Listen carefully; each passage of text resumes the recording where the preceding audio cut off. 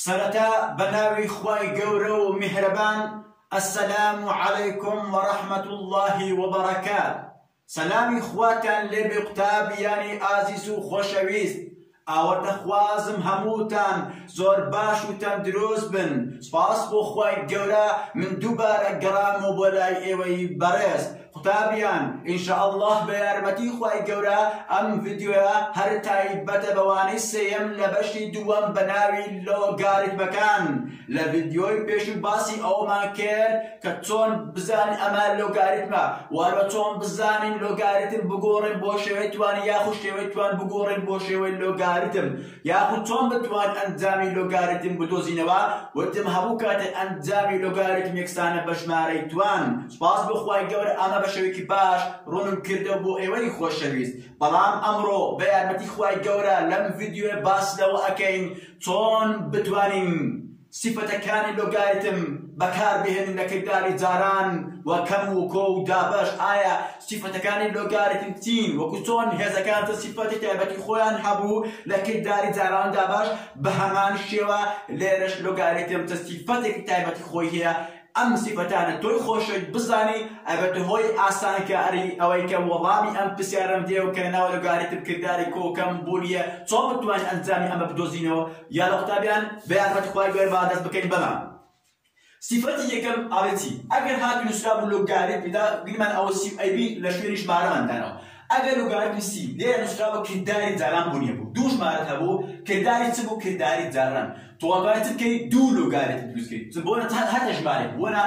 پێنج ژمارەیە بووە، بەڵام چ بوو؟ کردداری جاران هەبوو. بۆنە باس لەوەکەی بۆی ماگەن پێنج ژمارە، بۆنە سێ بوو، دوو بوو، چار بوو، پێنج بوو. ئەگەر دوو ژمارە کردداری جاران بوونی هەبوو تۆ دوو لۆگاریتم دروست دەکەیت. ئەگەر سێ ژمارە لێرە کردداری جاران بوونی هەبوو تۆ سێ لۆگاریتم دروست دەکەیت. بە گوێرەی ژمارەکەم چەندە ژمارە جاران کە تۆ ئەوەندە جاری لۆگاریتم دروست دەکەیت. بەڵام گیرمە لێرە دوو ژمارەمان هەیە. ئەگەر نووسرابوو لۆگاریتمی سی کردداری جاران بوونی هەبوو لەناو ئەم دوو ژمارە تۆ دوو لۆگاریتم دروست دەکەیت. چەکەی ئەو سێ سابتە لە بۆ هەر یەکان، لۆگاریتمی سی لۆگاریتمی، بەڵام جارێک ئەی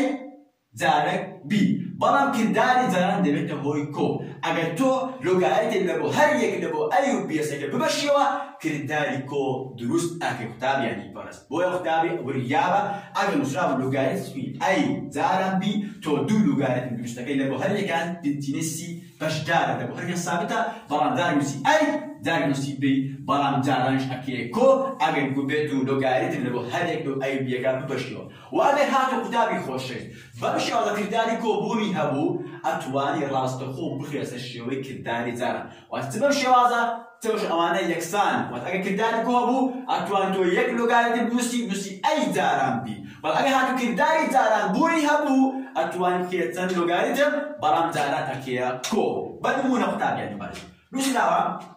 بۆ نمونە لۆگاریتمی دوو بۆ نمونە هەشت جاران بۆ نمونە هەشت جاران چار، وایانە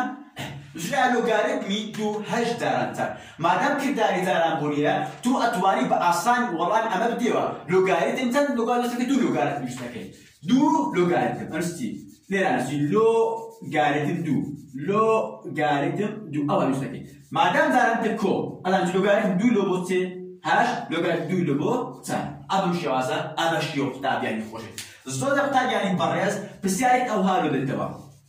یعنی چۆن بەم شێوازە نووسراوە لۆگاریت بۆ لۆگاریتمی دوو لە بۆ نمونە بۆ نمونە با هەر سی و دوو دیمان سی و دووانە سی و دووی سی و دوو ئەتوانی بیبەشیەوە، ئەتوانی ڕاستەخۆ ئەنجامەکەی لێوە دەکەوێت یان بۆ شازدە بێت، ئەتوانی بۆ نە شازدە خۆ ئەتوانی لێرە وەڵامەکەی ببەشیەوە. بەڵام ئەتوانی چ بکەیت؟ چەند دەکاتە شازدە نووسی لۆگاریتمی دوو هەشت جاران دوو، ئەودا لۆگاریتم ئەبەشیەوە ئەنووسی لۆگاریتمی دوو لە بۆ هەشت جاران هەبیتە کۆ، لۆگاریتمی دیسان قوتابی ببورن لۆگاریتمی دوو ئەدا لە بۆ دوو. بەم شێوازە ئەمە دوایە دێنێت چۆن کورتیان بکەینەوە. کاتە قوتابیان تێگەشت سیفەتی یەکەم سوپاس بۆ خوای گەورە. ئێستا ئێمە دێنە سەر سیفەتی دووەم. ئەگەر کردداری دابەش بوونی هەبوو کردداری جاران ئەبێتەوە کردداری کۆ، بەڵام دابەش ئەبێتەوە کردداری کەم. هەروەکو ئەگەر هاتوو کردداری دابەش بوونی هەبوو چەند ئەی سەرە دابەش ژێرە دوو بەرێ بەڵام سەرە ئەنووسی بەرێ سەرە ئەنووسی ئەنووسی لۆگاریتم نووسی بەرێ سەرە ئەنووسی یعنی چۆن بەم شێوازە نووسی لۆگاریتمی بونا إيش كلنا لوغاريتمي سلا كم لوغاريتمي جير مثلا سلا نسي أو جيرها نك جير كمس أو نك جير كمس أو كم تي كم سلا بري سلا نسي أجا لوغاريتمي سي أي كتاري ده بجوني هبو توتي ده كتاري نسي لوغاريتمي أو دوغا ترى بونا غيره بلام حق على دراسة كمان بعمل شو كتابك باس كتابة بعمل درش بين تكدوا يقول لا بواز لا بولياس زاتر فرانتر أخوين ساكت كتابي دو لوغاريتم سكين لوغاريتم سي أي كم لوغاريتم سي لوبي وهذا لوغاريتم سي سرا كم لوغاريتم سي جيرا بمشون أبدا دابجبو أبدا تفكر داري كم أبدا زارامو أبدا تفكر داري كم أبدا كتابي خور بمشي على دوش بريس هاتوا أجا بمشي توي بريس هاتوا أنتواني كيتي بكيتي شوي كداري دابش بلام أو أبدا السرا أيك السرا بيكش دتا جيرا بلونا نشربو لوغاريتمي سي بون بازا لسر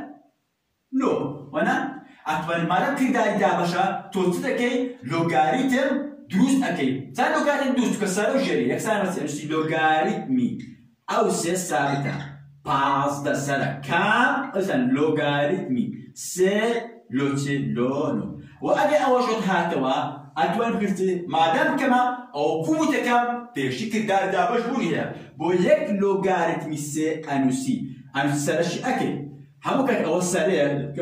أول بتا جيرن نوكا بمشي القابيا تجيش أو صفاتي جو صفاتي سي أجر هاتو أواني بنتينو أنزامك جواز بنتينو أنزامك جواز من توان هبو توتي لو يمكن أوي أبي بيش لوغاريتمي أجر هاتو ها أجر هاتو جواز بنتينو أنزام جماعة كان جواز بون راستوخو أو توانا أبيتشي بيش لوغاريتمكي بونونا كتابي هتسيكي أولا هتسيكي ديني إرانا أو شو خلصيو بونونا كتابي ماشي لوغاريتمي سي بون لوغاريتمي سي نو توان دو أو لوغاريتمي سي نو توان دو توتيكي كلمة أو نوي دي بيش إرانا هتسيكي دو لوغاريتمي أو شو خلصيو سي لبو نو أو هايدي أكيد بلام كتابين من أحسن كاري دكم زود زال أجر هاتو بون لسه أو صفة السنة أجر هاتو بون نساب لوغاريتمي أي بو بون توان بيبو راستوخو باليكسان ببي تشوك أوان أرون راستوخو أجر هاتو بنتينو إلكسان بون تواني هبو راستوخو باليكسان ببي بون نساب لوغاريتمي سي دبو سي همو تواني تان راستوخو بالأوانا أرون تكيك كأوانا يكسان شبسي يكسان شبسي باشا بلان كتجاوز بون دبي أو تاربي أو بريها بون دبي لوغاريتمي شاش دبو بون نسي شاش وانا همو تواني أتاكي لوان نال يكسان بدو نخي دبي أو توانا أبي إيران جكا أو تجاوز أبي أو بري أنسي دو لوغاريتمي شاش لبو سي شاش طاب يعني برس أما صفتي تعرف بريان زور بيجي أما أحسن كان زوجة نبض أما رو أداء تاب يعني خوشه أجا نسأل بقول إيه هش ما عليكم إيه يجوا إيه هش ما عليكم شو أنزامك كي أنزامك تيجي أجا هاتو بيتري كلاستر حركاتك إيه أنزام يجوا ما عليك براسه بالصفر حركاتك إيه يجوا براسه بالصفر بقول نسأل لوغاريتم في الصفر بقول نسأل لوغاريتمي نو صفر بقول نسأل لوغاريتمي صاد صفر بقول نسأل لوغاريتمي شيء توتال صفر حركاتك إيه صفر أنزام همو أنزاميك لو شو كي أكاتب تقول صفرة طيب يعني برس بوبل نم تيجان يك أجر تبو يك بوبل طيب أجر هاتو يك بو سي الأنزام يك براس تخبر توان صفرك كي أنزام دكاتيك حركاتو أن بنتينة توان صفر بو أنزام دكاتيك شو كتبه شوية أنزام بخطر بو بالنتا حبارة تجنبهم حركات إلى حجم عليك وبيسيك حجم على برام إلى يجبو راس تخبر توان دكسانة بصفر توان دكسانة بصفر عن بونو منا لو قاري يبون من الشاش وانا بونو دو طبعا إلى تبو إلى يجبو راس تخبر صفرك مسراب لو قاري نو إلى يجبو راس تخبر صفر بو حركاتي أنزام إير يجبو أنت إير كن أنزامك يجبو راستوخو تيا على ولا كذا كات صفر تونكا كاتك بيزيتوان صفر بو أنزام دكات يك بسالي جدا على أجر هاتو هم بنتنا وهم أو أنا ويجون راس ولا أخذت يك بوين مساب لو قالت من يولو لو قالت من سيروسي هم أنا سام بوين بيدو شش حف نو هاش نو دو يلا ما وصلت هذا أنا وأنا ماش بعد يكتبون راس قبل أنزام دكات يك كان كذا أنزام صفر أجهات إيري يكبو أكاد صفر أجهات كذا أجران تبون يكسان بور أكاد يك كتابيان أو استنسفتك ما نهب ولا تيجي لقالتهم أصلا بشتواني خواي جوردي نسأ أو بسيارة توم والله من أمانة بدينا بشتواني خواي جورد باس لما أكل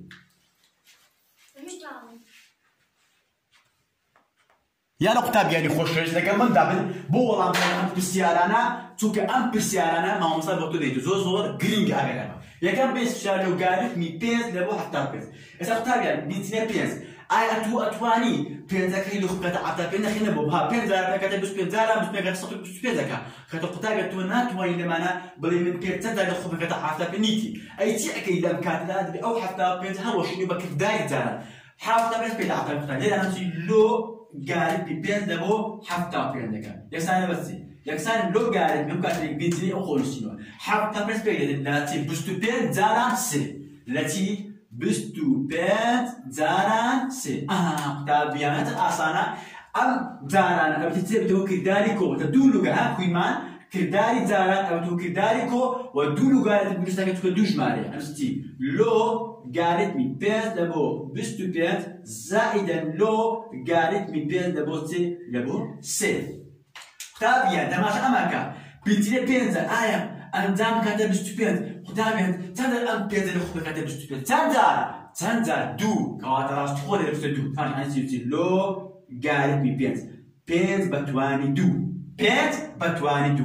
كو لو قالت مي قدامي أم السعادة نابي وهتو قد بو بينز تندر الخبز السنين نابي وخو أمسيو لو قالت مي بينز لبوسي أم بينزل هو تسمعوا دو أنسي دو زائدا لوغاريتمي بينز لبوسي أماش والله مكة قتال تولي رازانا هل لبزانا قلت تندر بينك الخبا كاتب بستبين قلت دو دار راس تخو أو منوس راس بسد دو توزاني دوا راس تخو بسد دوا أنزاميوا أكتش مالك دوانا أما بسياري يكا كتابين بابين يصير بسياري دوا مكتاب يعني خوش عقا داربن بسياري دوا مسلاوة لوغاريتمي تار لو دو سائدا لوغاريتمي تار لبو سيدو تابع تماشي أم بسيارك أي قلبو سبتني كتارا أي قلبو من تارا كيف كتبدو نبونا ها تازا أنا تاكد الشازدة هيج باركان زيادة كنا كتبدو بعماشي وخد نبو أم تاري لخو كت السيدونية بلا أحسن كاري بوتو بيوز كيلوا تذكر داري كو كتبتي حد بيشتبوا ما كوبو بيشتبوا بيشي دارابو كتبتي كتاب يعني اسمه لوغاريتمي تار أنا دو زاران سيدو بيشي أو هاي ليكيد يعني دارين لوغاريتمي تار دو زاران سيدو أكاد الشيستو تار كتابيان أي تندر من تارك اللي خول كات الشيستو ولا هي تار زاران تار شازدة زاران تار أكاد الشيستو تار كواتا تندر دو سي كات يكسان شي بس يكسان بس والله ما كتلك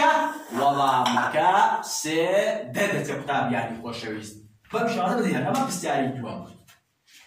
بسياري كتير ماني كتاب يعني خوشويست نسلا لو قالت بيبينز لبو بنزا كام لو قالت بيبينز لبو تان أي كتاب يعني من أتوانا أو بينزي تندر لخو كتاب بنزا كو بين بيتيني أي بين تندر لخو كتاب بنزا بين دارم بين بستو بين دارم بستو كتاب صوت بستو بين كتاش مالك زيادة ناكتاب بنزا كتاب من ناتوان بمرقايا بحماش أوش ناتوان أي قد بوا من بين زي كي لخو كتاب سال نبوا منا زيادة كنبوا كواتب كتاب أو نت يتبكين تذكر داري كانوا كم كواتب بيشتروا بتكام بيشي دا بجبوا أي 15 وكرداري دابش بس لو قاربني بنتكلم كرداري دابش أو السنة بنزا دابش تار بنزا أنا بتاعي زي بنزا دابش بوزن أو دو تختارين أو بنزا دابش أو دو تختارين كينة دو أو دو تختارين أو دو ده بعد كلام بنزا دابش بنزا باش أكاديم تستوبينز كاتب كتابيان ده نسي لو قاربني بنز 50 دابش دو أكاتر 25 5 چند جار لخوب أكاتر 25 5 جاران 5 أكاتر 25 يعني 5 تواندو 5 تواندو كاتر سلكا أكاتر ولامك أكاتر دو 5 تواندو وهذا تواندو بقولوا توانا كأنه أكاتر دو بين سب السالك الكتاب يعني خوشويست يعني طبعا قبل من دابن بوأي ولامك بشويك آسان دست كيو الكتاب يعني ده كتاب يعني حاجة دار بنسأل برسيالي كتير كتاب يعني خوشويست واضح أوج ماري إلى سطح أو سطح هيش كشمانية سطح سطح بس هكذا بستوكل واحد أمثال غلط كده بس أنت بسأل لو قالني مفهومك والله مسألة كمان دعتهم سؤال لو قالني دا لبوه هشتا كم لو قالني دا لبوه تلكو لو قالني دا لبوه سي باب سألة كم نسلوها بسأل لو قالني دا لبوه هشتا كم لو قالتني بنتنا دا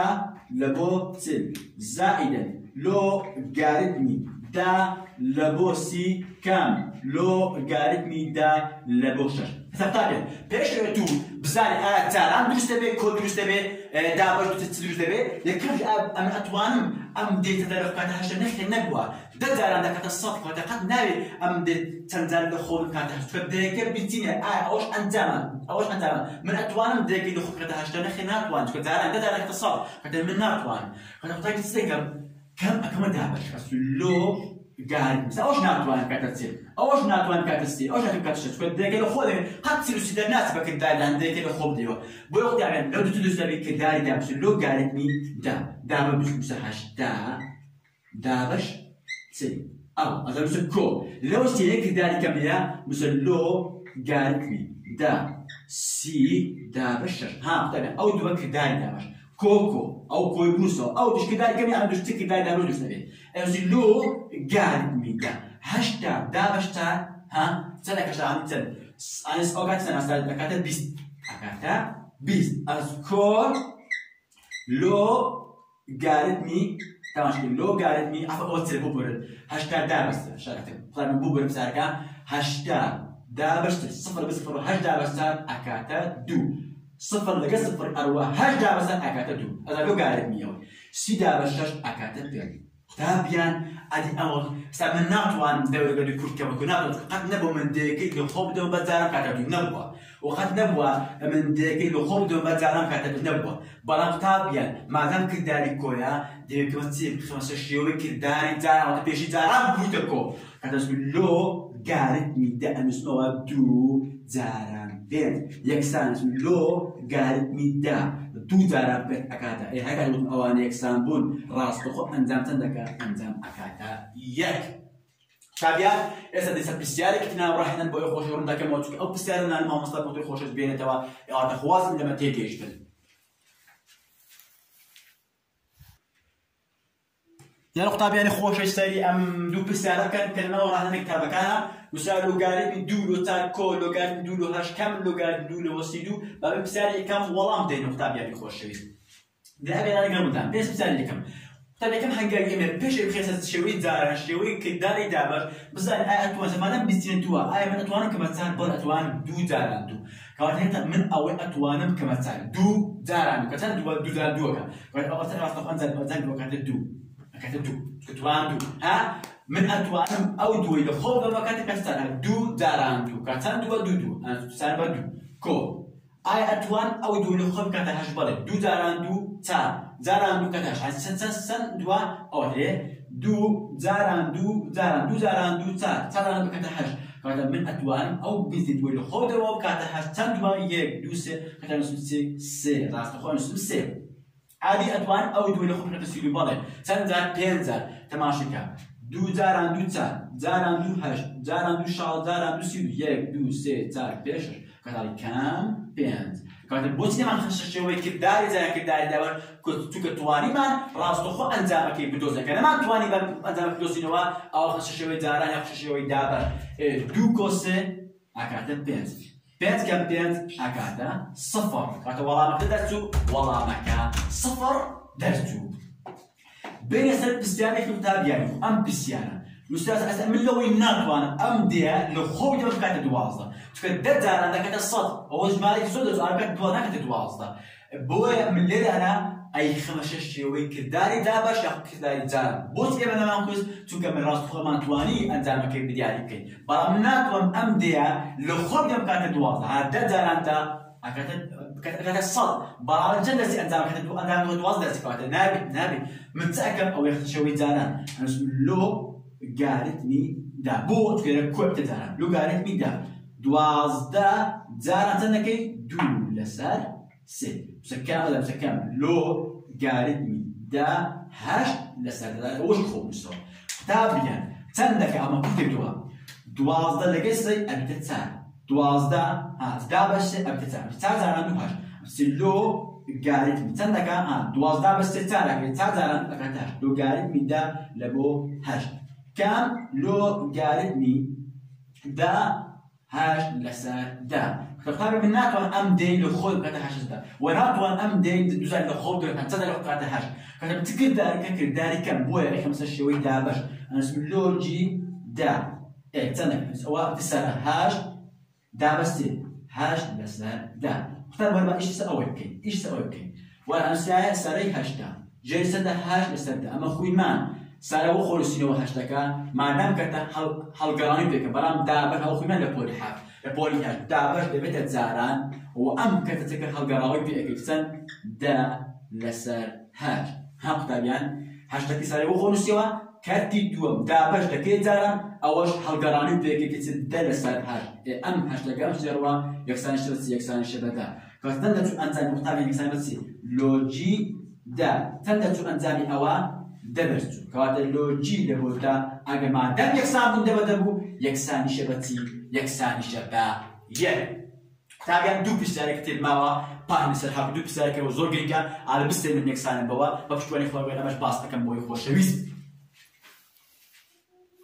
يا نقطة بين خوش استي تماشي أما بكن أما بساركين ناو والراهنانا على أما لوكا يعني أما بسر من كيكسان بدو وبستيان بسر من كيكسان شبه الإنسان بلوكات أي بوبازا بابا يسال بستيان يكم وضام بدي نقطة يعني خوش شيء يكم شو نقطة من أتوان أم دي يقول كات الصد بلي دزاران ده ها دزاران ده يعني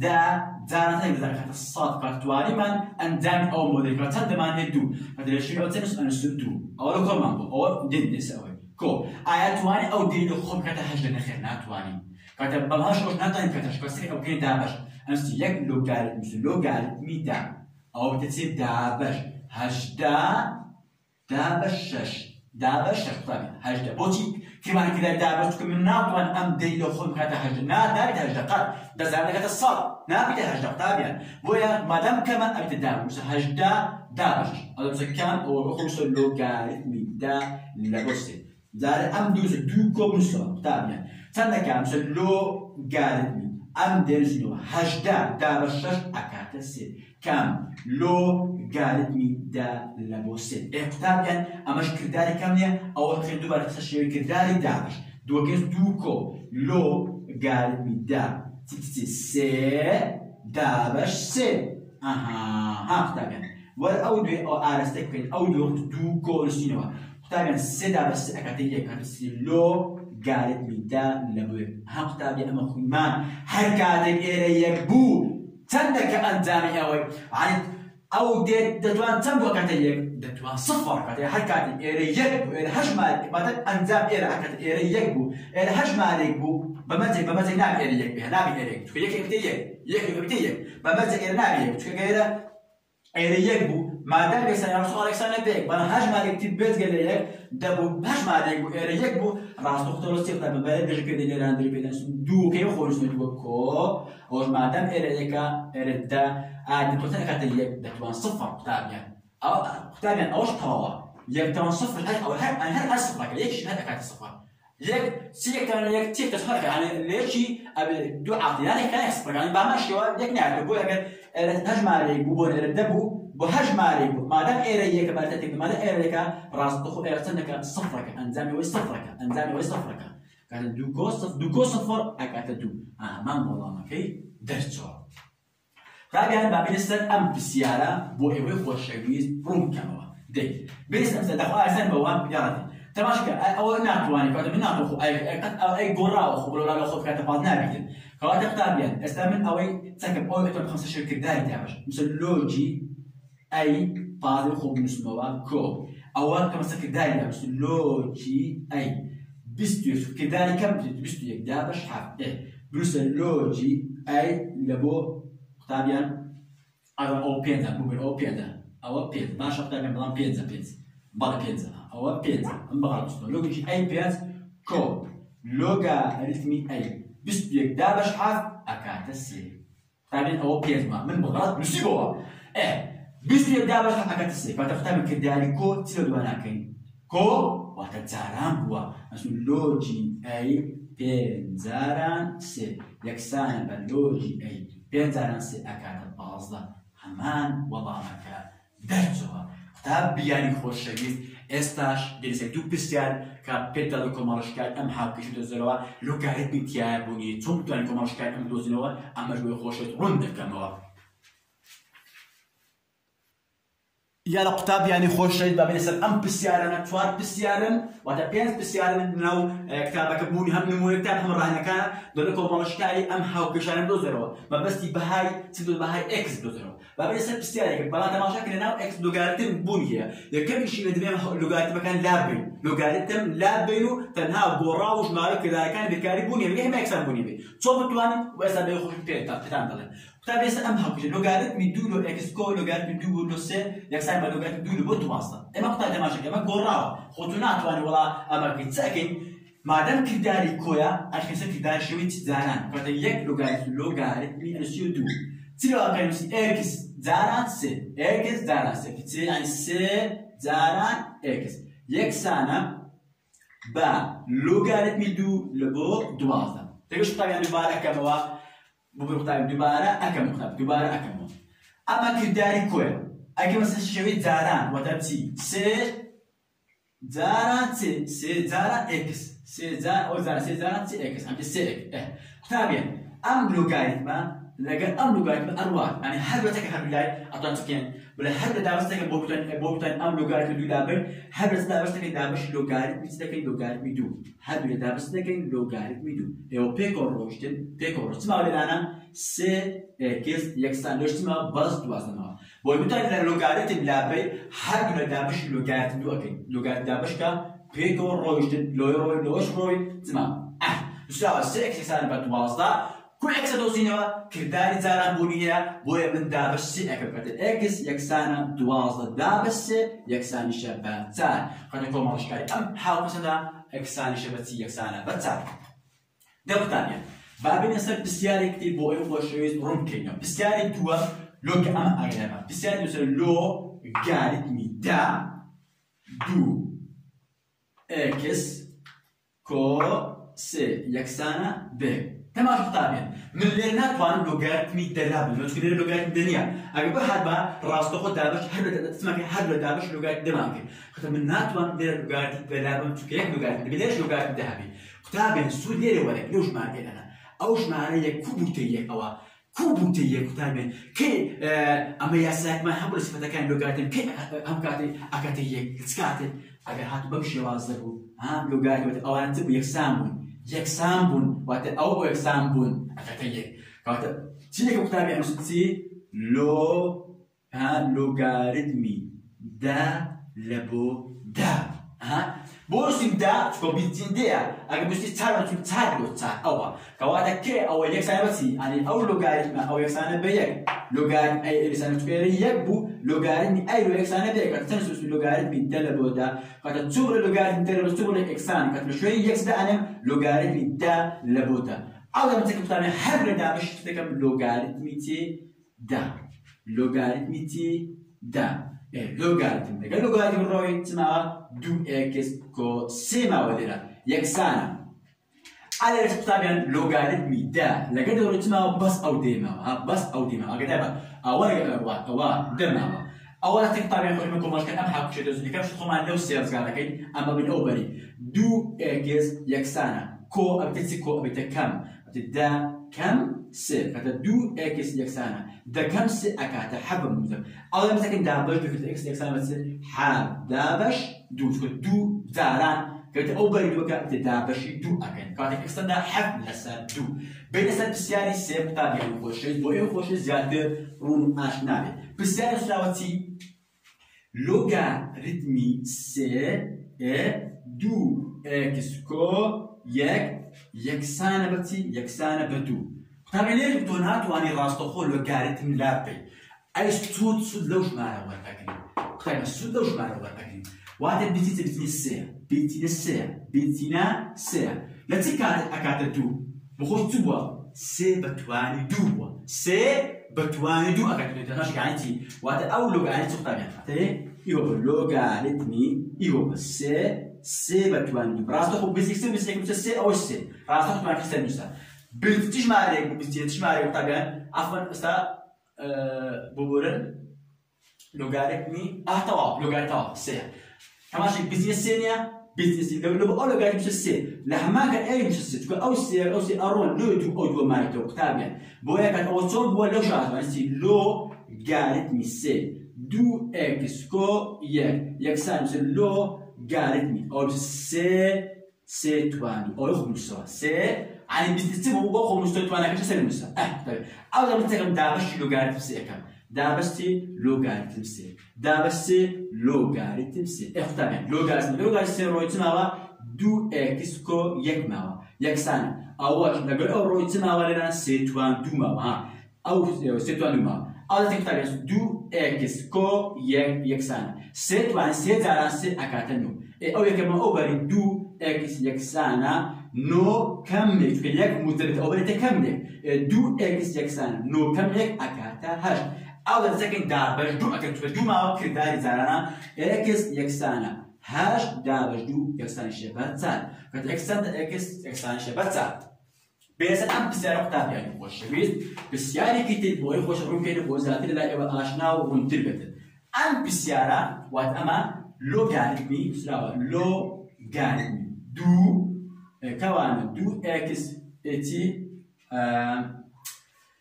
فمهم يعني بشكل خاص لو سيمكن كده هو ما كان تختار مثلا او سيركل كيش هيك كان كيف بالك دو اكس كو يك يك سنه بدو كتقترب من ليرنا وان ام لوغاريت دوله كيش ما لوغاريت ما كده او لوغاريت كلها بناكل ما دام اللوغاريت من دوبونيا من ناكل ايش اول او دوا طيب هتختك اول بين سوق مستوى او لوغاريت دو مستوى ايه لا تكاد أو بيكو أراد أو يجيبي أو دوش أخرى تدوش تبان إيه كان يعني أمس أو لقاري دو نسوا لها ما كان أو يعني دو هذا المستوى أو تبان سعر المستوى هاد أو أنت إيه كاتن ستي كتابين لو قارتني دو إكس كو يك يك سنة أنسي لو قارتني دو بتواني دو هكا دو بتواني دو أصلاً دابشي لوغاريتم دو دابشي لوغاريتم أو بيكو روش تماوا دو إكس كو يك ماوا يكسان أوش بيكو روش تماوا دو توانو دابشي دو إكس كو يك مثلا دو توانو كاتتسان يقطع وش لسه خود كوخ أو خود وزاري أما لسه خود واسبة آخر بسيار لسه أما قطع يعني كوشويس لسه أم هاو كيشة زور أحسن بيرسالتي لوغاريتمي مثلا لوغاريتمي سي كوان اكس كو يك لسربنت يك سنه بسالب ليه من ناقون لوغاريتم سي راستو خول لا بس ليه لوغاريتم سي بويرسي هذا راستو مستقيم راستو او يخو مستدو بار لوغاريتم سي او ستيش براستو سي راستو بول سي يو مثلا راستو خو لوغاريتم سي مش سالب دو يسيتو انا اول سياسي ليه هذا سي أو كمان سعر مثلا كنت دوبا مثلا دودو تواني مثلا كمس بيز تواني سعر مثلا تيجي جانا قطابي أول يجي سكين ذاتي أول يلا أمس جاي سعر بيه فسكين قطابي يعني خوش زيلو قالت مثال إكس كو يك لسبيت يكسان مثلا لو قالت سي سالبتو أنا تكي دابش أو الروجتن أوش روج أو ما أنسيو إكس كو يك لسبيت يكسان سيتوان صار دوما سيتوان صار دوما بس تكتب يعني فرض إكس كو يك لسبيت تذكر ما دام توان صار تكرت يك لسبيت سيتوان يك أي ما دام توان صار تكرت كات يكين صار يكو أو تجروا بتوان نشان موزة سيتوان أمسي إكس كو يك لسر بينز يكسانا يك سيت وأنا سيت على أكادنو أمانة إكس تانية بيرنو أو يك تانية أو بر هذا إكس يكسانا يك لسر نو كم يك لسر بينز طبعا بوبو كم تشوي كو أبيت كم بس كان جريان يكسانا كين أو زاران بينزي أكين أو زاران نو أكين تي يكسانا نو بيزاران نو نو بينز بيزاران يك أبيت بينز كم نو زاران بينز نو بينز نو زاران يك أكاتنو أو بس طبعا يك مادام جريان يكسانا أمس تشوف هذا المسين برين بينز كم نو أكاك سالب سال لسات تلوبين هتبقى هاي أكثر سالب سال لسات تلوبين طب يعني خوشش كشتان أو هم كشتان أو هم أجي تماشيكم خصوصا أول اللغات مستحيل أو الدنيا راسه أو سي تماشيكم مستحيل تماشيك سودو يقولك لغات مستحيل أو سي هم بير مسا راسه أول مسا توانا يهو مسا أجي بقول هذا بيرز بقى أو بيرز ليرة أمسيو أو توان ليرة أمسيو هاد أول ديرة هذا لغات أرون أو أمينة الأولى بعد طبعا يعني خوش بيس أو تخواز لما تجيش من أواتك وتاي أم بابتا السلام عليكم ورحمة الله وبركاته.